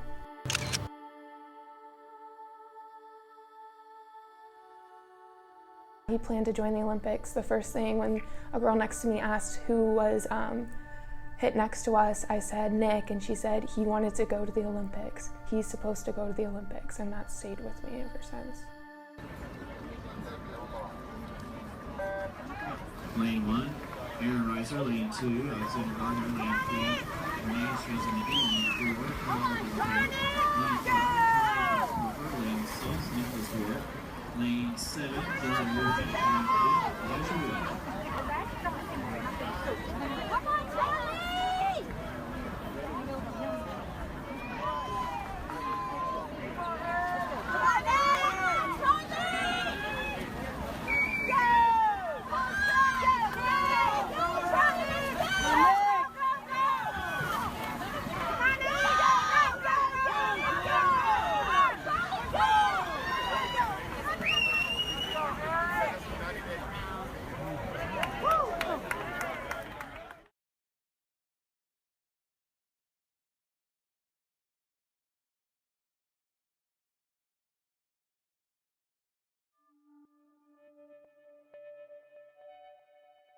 Helena, a beautiful young lady, also comes from an amazing family. She's British. She was very proud of her British heritage. She had traveled with us to London, actually, my husband and I, when we chaperoned a dozen girls. She had a great outlook on life. She brought us to our first concert, like Justin Bieber. We had so much fun. Like, that was my first concert I've ever been to. She was my best friend. She just cared about you. She remembered tiniest details. Like, I remember telling her I liked fuzzy socks, and then for my birthday she got me a pair of fuzzy socks, and it was just like a tiny detail, and she remembered it. And I remember she came to church with me 2 months consecutively. So I'm actually kind of grateful for that, because I had to spend time with her, and I also showed her a big part of my life and what it means to me.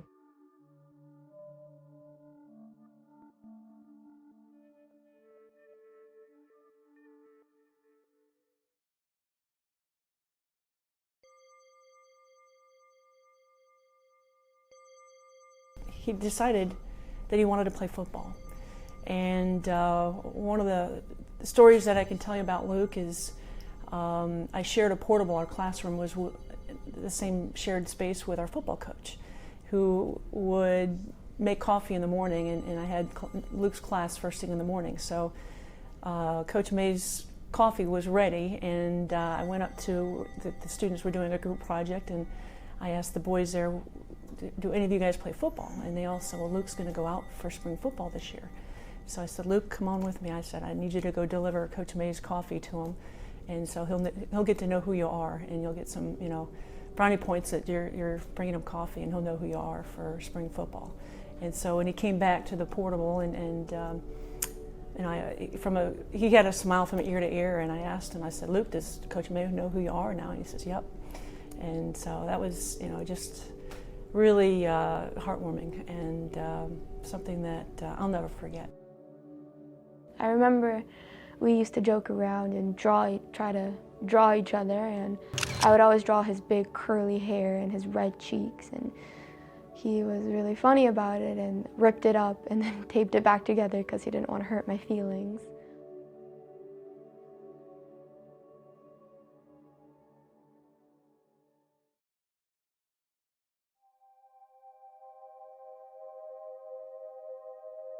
I didn't know that he was one of the victims until the next day, and I was in the living room watching the TV, and when the names and the pictures started to scroll, I just screamed when I saw him, because it just wasn't fair. His family came from Mexico. He really wanted to have a career. He wanted to change his parents' lives. He wanted to help them. He would go out of his way to make sure that I was okay and that I was having a good day. He would ask me how my day was. He would give me a hug.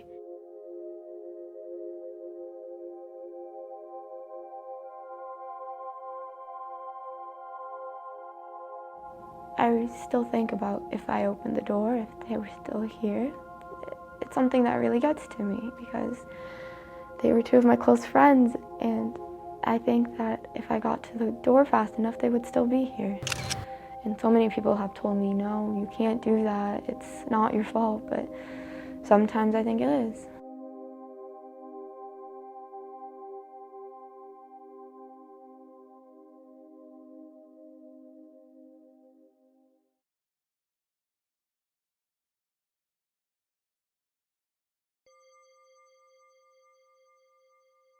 If you looked at her, you would have never thought anything bad could have happened to her. She did not have one bad bone in her body. Cara and I were in Girl Scouts together when we were 5 years old. Then I moved to a different house and I didn't do Girl Scouts anymore. And then it was about a couple months before the shooting when she came up to me, she's like, "You're Leah." And I was like, "Yeah."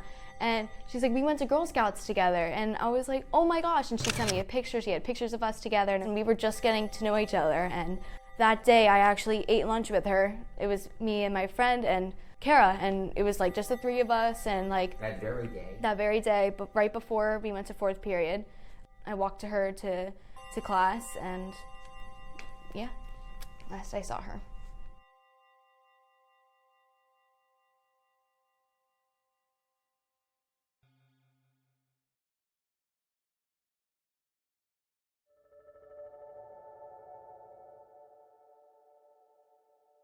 He loved Stoneman Douglas. He loved all the kids. He always gave people rides on his golf cart around to their classrooms.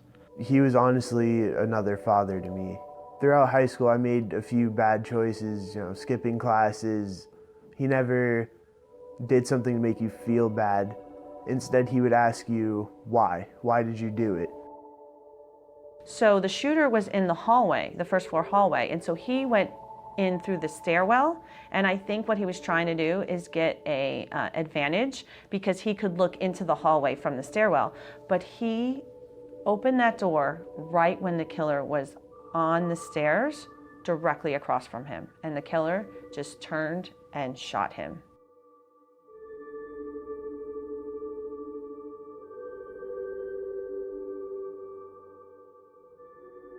He died doing the thing that he loved to do. And that is look out for the students. Being there for the students and making sure that they're safe.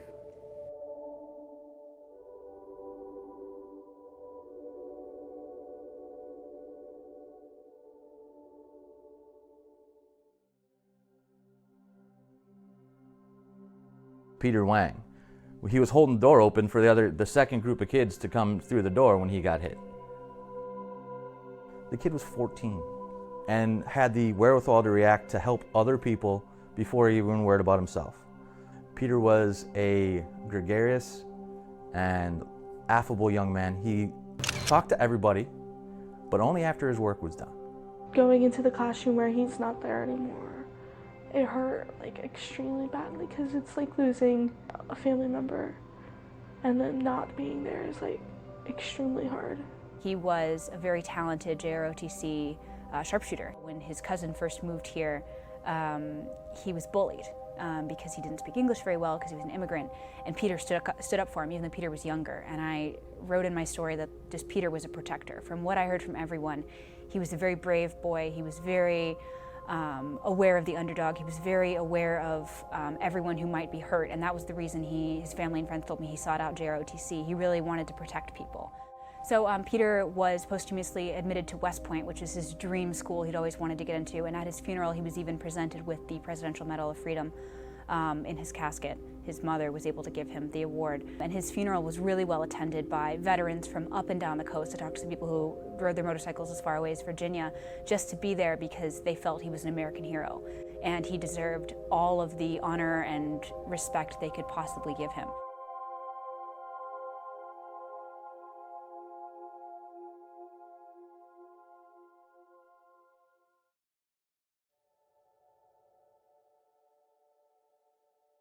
Whenever we had Spirit Week and everybody was in the middle during lunch playing music, playing games, he was the one that was the most hyped about it. He was dancing, singing, jumping around. He really was the life and spirit of Douglas. Every day, he made me laugh until my stomach hurt, and he backed you up when somebody, was being mean to you. I always called him a beautiful soul. And the fact that he's gone it's a hole in my life. It really is. I wanted to see him graduate, and I wanted to keep up with him, and I wanted to go to his wedding and, see his kids, because he wrote about that. He was in my writing class, and he emerged as this beautiful writer, and everyone really liked him, and even his enemies loved him.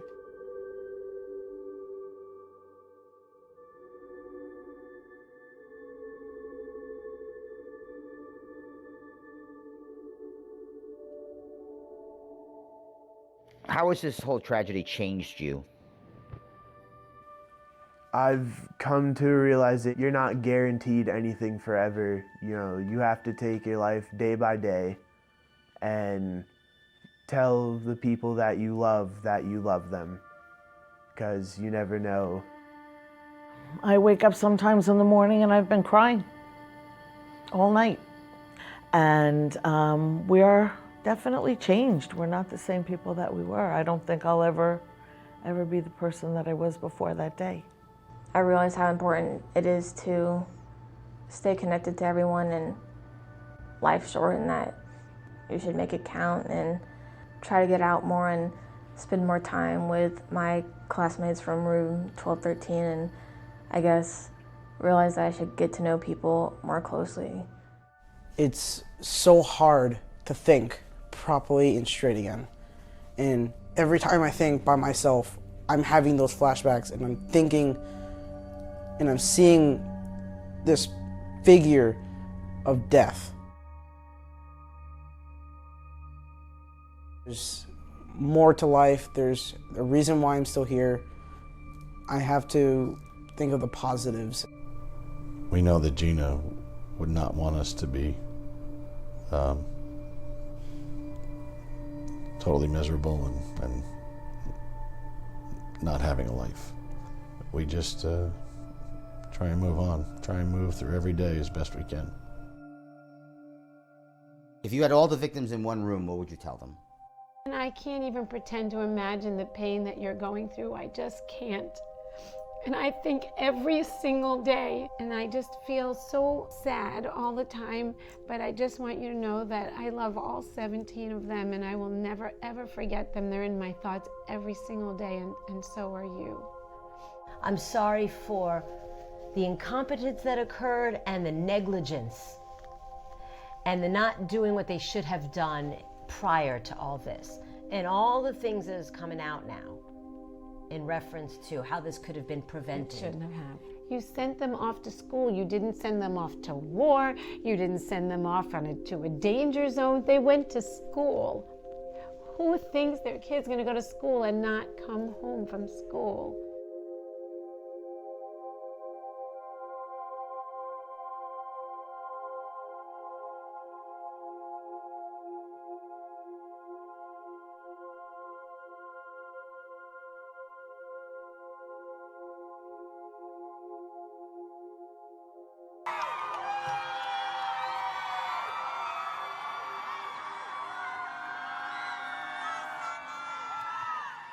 Six minutes and about 20 seconds.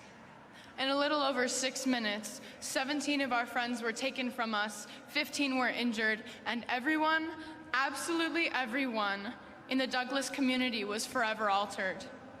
Everyone who was there understands. Everyone who has been touched by the cold grip of gun violence understands. For us, long, tearful, chaotic hours in the scorching afternoon sun were spent not knowing. No one understood the extent of what had happened. No one could believe that there were bodies in that building waiting to be identified for over a day. No one knew that the people who were missing had stopped breathing long before any of us had even known that a code red had been called. No one could comprehend the devastating aftermath or how far this would reach or where this would go. We are kids in March for Our Lives. We are young people. The oldest people in our organization are 20 years old. I'm proud to know that it's mainly young people who are pushing this, but we have every generation behind us, all types of people. It's not just the young people, but the young people are the ones who are finally stepping up and finding their voice again. Because when young people get active, that's when mountains get moved. 6 minutes and 20 seconds with an AR-15, and my friend Carmen would never complain to me about piano practice. Aaron Feist would never call Cara Miss Sunshine. Alex Schachter would never walk into school with his brother Ryan. Scott Beagle would never joke around with Cameron at camp. Helena Ramsey would never hang out after school with Max. Gina Montalto would never wave to her friend Liam at lunch. Joaquin Oliver would never play basketball with Sam or Dylan. Alaina Petty would never, Cara Lugren would never, Chris Hickson would never, Luke Hoyer would never, Marquine Duque Aguiano would never, Peter Wang would never, Alyssa Al-Hadaf would never, Jamie Guttenberg would never, Meadow Pollock would never.